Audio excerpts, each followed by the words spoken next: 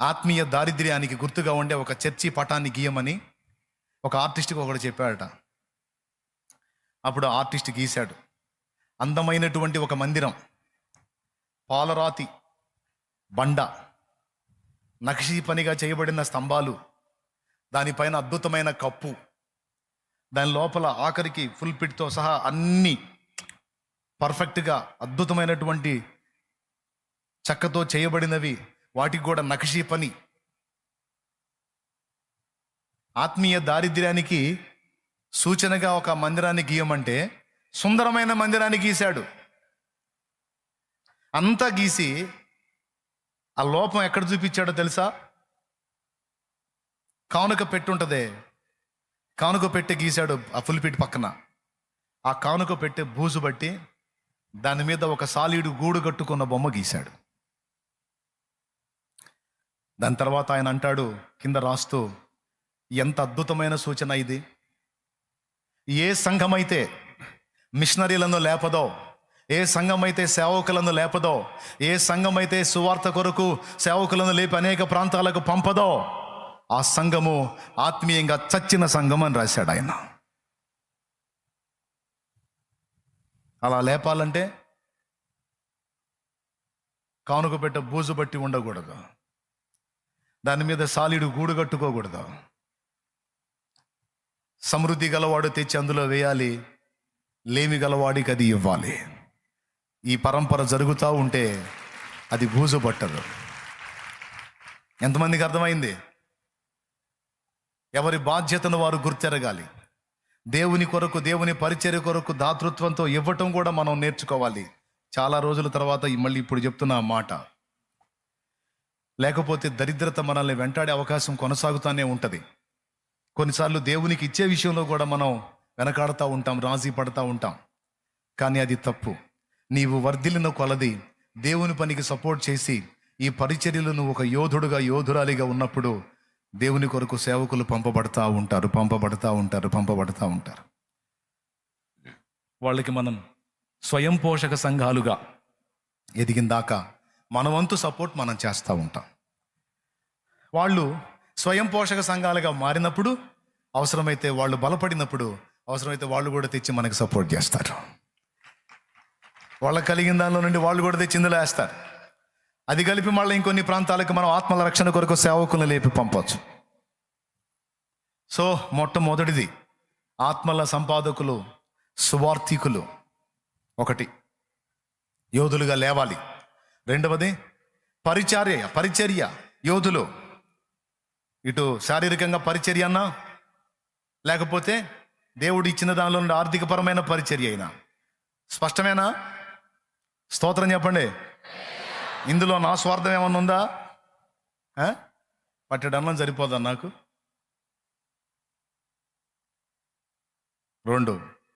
మూడవది,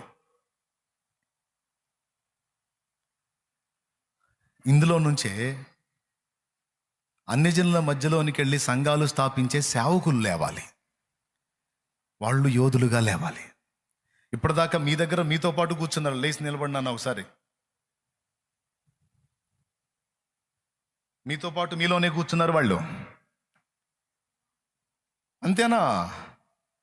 ఇక్కడ ఇంతమంది ఉన్నారు, ఇంకా లేవద్దు? లేవాలా లేదా? ప్రతి వారు తమ సొంత కార్యములనే చూసుకొనుచున్నారు కానీ యేసుక్రీస్తు కార్యమును చూడరు అంటుంది వాక్యం. ప్లీజ్ సీరియస్గా తీసుకోండి. వాళ్లే కాదు, ఇంకా కొంతమంది లైన్లో ఉన్నారు, తరబీదు అవుతా ఉన్నారు, వాళ్ళని కూడా తీసుకుంటాను. వాళ్లే కాదు, మీలో నుంచి, ఇంత పెద్ద గుంపులో నుంచి ఒక సైన్యం లేవాలి, యోధుల గుంపు లేవాలి. అన్యజనుల మధ్యలోనికి వెళ్ళి సంఘాలు స్థాపించి సంఘ కాపరులై ఆత్మల సంపాదన కొరకు నడుం కట్టేటువంటి యోధులు కావాలి, లేవాలి. ఫస్ట్ చెప్పాను సువార్థికులు, మూడవదిగా చెబుతున్నాను కాపరులైన యోధులు లేవాలి. దేవుని కృపను బట్టి ఇప్పుడు వందలాది మంది లేచి వెళ్ళి సంఘాలు కట్టి, ఒక్కొక్కడు 2-3 సంఘాలు కట్టి, దాదాపు ఇప్పుడు 200 ప్రాంతాలకు పైచిలుకు తండ్రి సన్నిధి పరిచర్యను అని నేను చెప్పుకుంటే ఎచ్చులైద్దిలే కానీ దేవుని పరిచర్యను విస్తరింపజేశారు. దేవుని సంఘ పరిచర్యను విస్తరింపజేశారు. లేవాలి, వచ్చి కూర్చొని 4 ముక్కలు చెవినేసుకొని ఈ పూటకు మమా, ఇక మళ్ళీ వచ్చే వారం దాకా సుమా అనుకుంటా పోవటం కాదు. వాక్యాన్ని చదవాలి, ధ్యానించాలి, అవోపాసన పట్టాలి, ఒక కాపరిగా తయారు కావాలి, లేదా ఒక సువార్థికునిగా తయారు కావాలి. దేవుని పనిముట్టుగా నీవు తయారు చేయబడాలి. సంవత్సరాలు కూర్చొని విని వెళ్ళటమే కాదు, దేవుని పాత్రలుగా రూపాంతరం చెందాలి, దేవుని కొరకు పని చేయాలి. ఇంకా కొంతమంది ప్రతిష్ఠింపబడి ఇంకా పూర్తిగా మిషనరీ పరిచర్యలోకి రాలా కొంతమంది, వాళ్ళు కూడా రావాలి లైన్లోకి. వాళ్ళు కూడా వస్తే మరికొన్ని ప్రాంతాలు పట్టబడతాయి. చాలా ప్రాంతాలు ఇంకా క్రీస్తు సువార్త ఎరుగకయ్యే నశించిపోతున్నాయి. చాలా ప్రాంతాలకు ఇంకా యేసు పరిచయం కాలేదు. చాలా ప్రాంతాల్లో అన్యజనులు ఇంకా అజ్ఞానాంధకారంలోనే ఉన్నారు. ఇప్పుడు మీరు చూస్తానే ఉన్నారు కదా ఎంత దారుణంగా జరుగుతుందో లోకంలో. తెలంగాణ చూడండి, ఆంధ్ర చూడండి, మహారాష్ట్ర చూడండి. ఉత్తర భారతదేశంలో అయితే సువార్త వ్యాప్తి భయంకరంగా అడ్డుకున్నారు. చాలా ప్రాంతాల్లో ప్రజలు నశించిపోతున్నారు. చాలా చోట్ల ఆత్మలు నశించిపోతున్నాయి. మరి ఎప్పుడు నడుం కడతావు? నువ్వు నడుం కట్టి నువ్వు యోధుడిగా ముందుకు వచ్చేసరికి యేసు ప్రభు రెండో రాకడ కూడా అయ్యేటట్టుంది. త్వరపడాలి, సిద్ధపడాలి. యోధులారా, దేవుని కొరకు సిద్ధపడాలి. ఇది మూడవది. మొదటిది చెప్పండి, సువార్త యోధులు. రెండోది చెప్పండి, పరిచారక యోధులు. మూడోది చెప్పండి, కాపరులైన యోధులు లేవాలి సంఘములో నుండి. యేసు నామములో లేచుదురుగాక. ఇంకా నాలుగవది, సత్యం కొరకైన యోధులు లేవాలి. ఎందుకో తెలుసా? ఒక పక్క కష్టపడి సువార్త ప్రకటించి ఆత్మలను రక్షణలో నడిపిస్తుంటే దుర్బోధల రూపంలో, అబద్ధ బోధల రూపంలో కొంతమందిని మళ్ళా చెరబడుతున్నారు సాతాను సంబంధులు. కొంతమంది విశ్వాసాన్ని చెరుపుతున్నారు సాతాను సంబంధులు. అలాంటి పరిస్థితుల్లో సంఘం పాడు కాకుండా సంఘాన్ని ప్రొటెక్ట్ చేయడానికి, భద్రపరచడానికి మనలో నుండే కొంతమంది సత్యం పక్షంగా పోరాడే, వాక్య జ్ఞానాన్ని, వాక్యాన్ని అవోపాసన బట్టి ఒకటికి అనేక పర్యాయములు వాక్యం చదివి సత్యాన్ని గ్రహించి సత్యం విషయమై రోషం కలిగి గళమెత్తగలిగేటువంటి సత్య సంబంధమైన యోధులు లేవాలి. సత్య సంబంధమైన యోధులు, సత్యం కొరకు యోధులు లేవాలి. ఆ మాట వాక్యంలో ఉంది. చూడండి, యోధా పత్రిక, త్వరగా చూడండి, టైం లేదు, ముగిస్తాను నేను. అంటే లెక్క ప్రకారం టైం చాలా ఉందిలే, కానీ ఈరోజు పెందలాడు మొదలుపెట్టాం కాబట్టి పెందలాడు ముగించాలనుకుంటున్నాను. చూడండి, యోధా పత్రిక త్వరగా చూడండి. ఉన్నది 1వ అధ్యాయం 3వ వచనం. ప్రియులారా, మనకందరికీ కలిగెడు రక్షణను గూర్చి మీకు వ్రాయవలనని విశేషాసక్తి గలవాడనై ప్రయత్నపడుచుండగా పరిశుద్ధులకు ఒక్కసారే అప్పగింపబడిన బోధ నిమిత్తము మీరు పోరాడవలనని మిమ్మల్ని వేడుకొని. పోరాడేవాడు యోధుడు. పరిశుద్ధులకు ఒక్కసారి అప్పగింపబడిన లేదు ఈరోజు బోధ. ఎవడు ఇష్టం వచ్చినట్టు వాడు బోధిస్తున్నాడు. యూట్యూబ్ నిండా చెత్తే. ఎట్లా పడితే అట్లాగా మీరు ఏది పడితే అది విని పాడు కాకుండా సత్యమేదో అసత్యమేదో ఎరిగుండున్నట్లు వాక్యాన్ని ధ్యానించాలి. అలాగే మనలో కొంతమంది సత్యం పక్షంగా పోరాడే యోధులు లేవాలి, యోధురాండ్రు లేవాలి. మందని కాపాడాలి, మన బిడ్డల్ని మనమే ప్రొటెక్ట్ చేసుకోవాలి. ఇప్పుడు మనం తండ్రి సన్నిధి కుటుంబం ఇక్కడ స్థిరముగా నాటబడి అటొకడుగు వేయకుండా ఒక చోట నాటబడిన వారమై ఒక సత్యములో మనం స్థిరంగా నిలిచి ఉండాలి. అడ్డదిడ్డంగా తిరగొద్దు, ఎట్లా పడితే అట్లాగా వెళ్ళొద్దు, ఏది పడితే అది వినొద్దు కూడా. ఎందుకంటే మీ అందరి విషయంలో నాకు బాధ్యత ఉంది కనుక నేను హెచ్చరిస్తున్నాను. నేను చెప్పినా కూడా నీ బుర్రకు తోచినట్టు నువ్వు వెళ్తానంటే పో, ఇక నీ విషయంలో నాకు చింత ఉంటుంది. ఒక చోట నాటబడండి, దేవుణ్ణి అడగండి, సత్యం తెలుసుకోండి. అడిగారు, తెలుసుకున్నారు, కలుసుకున్నారు కదా, ఇక స్థిరపడండి. ఏ కుటుంబం మీదండి? తండ్రి సన్నిధి కుటుంబం మాదే. తండ్రి సన్నిధి ఫ్యామిలీకి చెందిన వాడిని, నేను చెందిన దాన్ని నేను గట్టిగా చెప్పు. ఏ పరిచర్య మీదే? ఫలానా, అందులో సభ్యుడిని, సభ్యురాలను, అందులో వ్యక్తిని నేను. ఘంటాపథంగా చెప్పు. నువ్వు నాటబడాలి, ఒక చోట నాటబడాలి స్థిరంగా. అప్పుడే ఎదుగుతావు, ఫలాలు ఫలిస్తావు. ఇక్కడ 4 రోజులు, అక్కడ 4 రోజులు, అక్కడ 4 రోజులు, అక్కడ 4 రోజులు ఎట్లా ఉంటుందో తెలుసా? ఒక మొక్కను 4 రోజులు నాటండి ఇక్కడ ఒక దగ్గర, మళ్ళీ పీకి ఇంకో చోట నాటండి, మళ్ళీ పీకి ఇంకో చోట నాటండి. చివరికి ఏమైంది? అది సచ్చిద్ది. స్థిరముగా ఒక చోట నాటబడిన వారై ఉంటే ఎదగటం, ఫలించటం అనే ఈ 2 ఉంటాయి.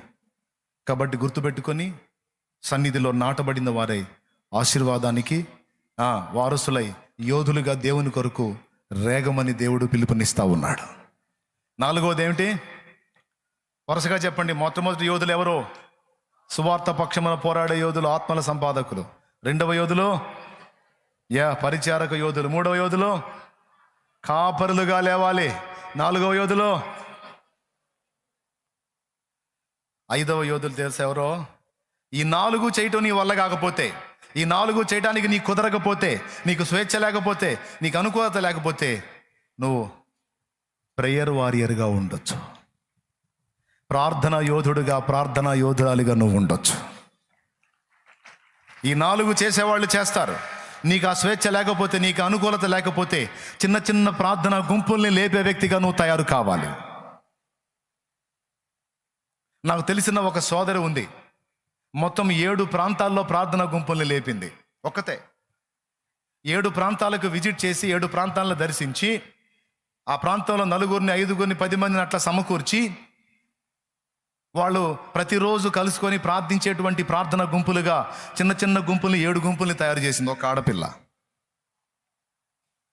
ఇంకా మరికొన్ని గుంపులు తయారు చేసింది ఇంకొక ఆడపిల్ల. ప్రేయర్ వారియర్స్, ప్రార్థనా యోధులు, చిన్న చిన్న ప్రార్థన గుంపులుగా లేవచ్చు. కానీ ఈ 5 మనం దేనిలో ఒక దానిలో పరిపూర్ణతను సాధించవచ్చు. ఎంతమందికి స్పష్టంగా అర్థమైంది? పురుషులైనా స్త్రీలైనా నీకు స్వేచ్ఛ లేదా, నీకు అనుకూలత లేదా, అట్లయితే ప్రార్థనా యోధుడుగా నువ్వు ఉండొచ్చు. ఈ ముందు చెప్పినటువంటి 4 విధములైన పరిచర్యలు చేస్తున్నారు చూడండి, వీళ్ళకి సపోర్టుగా నీ చేతులు ఎత్తవచ్చు. అంటే యెహోషువ సైన్యంతో పోరాడుతుంటే మోషే చేతులెత్తినట్టు, అటు పోరాటం కావాలి, ఇటు చేతులెత్తి ప్రార్థించేటువంటి ప్రార్థనా యోధులు కూడా కావాలి. ప్రార్థనా యోధులు చేతులెత్తితే మాకు జయం వచ్చింది, ప్రార్థన యోధులు చేతులు ఎత్తకపోతే మాకు అపజయం వచ్చింది. కాబట్టి ప్రార్థించే గుంపులు కూడా కావాలి. ఇట్లా దేనిలో ఒక దానిలో మనం ఇన్వాల్వ్ అవ్వాలి. దేవుని పనిలో పాలిభాగస్థలం కావాలి. టైం అయిపోతుంది, రాకడ దగ్గరికి వస్తుంది, ఇక టైంని పోనీయకూడదు. ఆత్మల సంపాదన అన్నా జరిగించాలి, పరిచర్య అన్నా చేయాలి. లేకపోతే కాపరికి సహధర్మచారిణిగా దేవుని పనికన్నా వెళ్ళాలి. 4వది సత్యం పక్షంగా పోరాటానికి వాక్య సారాంశ సత్యాన్ని తెలుసుకొనన్నా. 5వది వీళ్ళందరి కోసం ప్రార్థించే పరిచర్య అన్నా చేయాలి. ఏది చేయకుండా నేను వస్తాను పోతాను అంటే మీకన్నా బుద్ధి ఉండాలి, లేదా మీకు చెప్పే నాకన్నా బుద్ధి ఉండాలి. మీకన్నా మైండ్ పోయి ఉండాలి, లేదా నాకన్నా మైండ్ పోయి ఉండాలి. మొత్తానికి మాత్రం నేను చెప్పిన ఉపదేశం విన్నోళ్ళు ఏదో ఒక యోధుడుగా, యోధురాలుగా తయారు కాకుండా మాత్రం ఉండరని నా గట్టి నమ్మకం. దేవునికి స్తోత్రం కలుగునుగాక. హల్లెలూయా. ఏదో ఒక విధంగా మాత్రం తయారు కాకుండా ఒట్టిగా అయితే ఉండరు.